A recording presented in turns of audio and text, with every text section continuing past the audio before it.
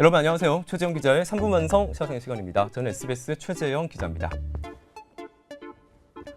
네, 오늘의 시사 단어는 고위공직자 범죄수사처의 줄임말인 공수처입니다. 이 공수처는 문재인 정부가 추진하고 있는 검찰개혁의 핵심입니다.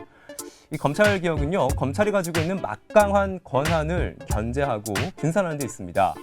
이 검찰은요, 지금 수사, 좀 말이 어렵습니다만 기소, 공소유지권을 모두 사실상 독점적으로 가지고 있습니다. 이게 무슨 말이냐면 이게 수사를 하고 수사한 결과를 바탕으로 기소, 그러니까 재판에 넘기고 그다음에 재판 과정에 참여해서 법원의 최종 판결이 나올 때까지 관여하는 모든 과정을 검찰이 사실상 독점하고 있다 이런 얘기인 거죠.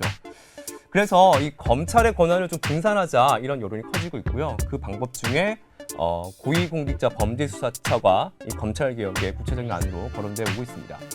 그래서 이 법무부 산하에 있는 법무검찰개혁위원회에서 연구를 좀 했었는데요. 이 위원회가 이 공수처를 어떻게 구성하고 운영할지에 대한 권고안을 발표했습니다. 네, 권고안 이게 중요한데 지금부터 제가 이야기할 게 이게 권고안인 거지 확정된 건 아닙니다. 법무부가 이 권고안을 바탕으로 법안을 만들어서 이제 국회에 제출하고 국회에서 입법 과정을 거쳐야지 법안이 확정되고 시행되는 거기 때문이죠.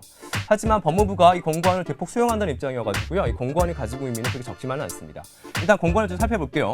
살펴보면 지금 검찰을 뛰어넘는 슈퍼 공수처가 될 가능성이 굉장히 높아 보입니다. 왜냐하면 일단 권고안에 따르면 공수처는 검찰이 가지고 있는 제가 아까 설명드렸던 수사, 기소, 공소유지권을 모두 가지는 독립기관입니다.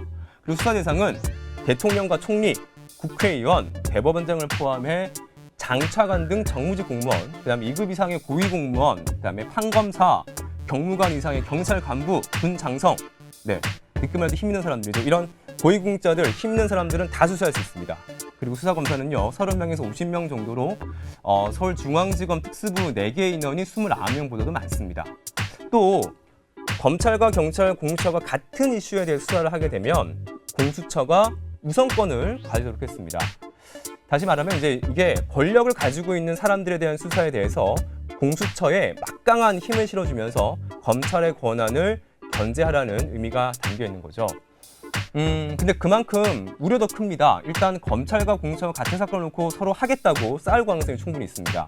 갈등의 소지가 높다는 거죠. 추천위원회를 거치지만 공수처장 등에 대한 인사권이 대통령에게 있다 보니까 정치적 중립성을 지킬 수 있을지도 해결해야 할 문제입니다.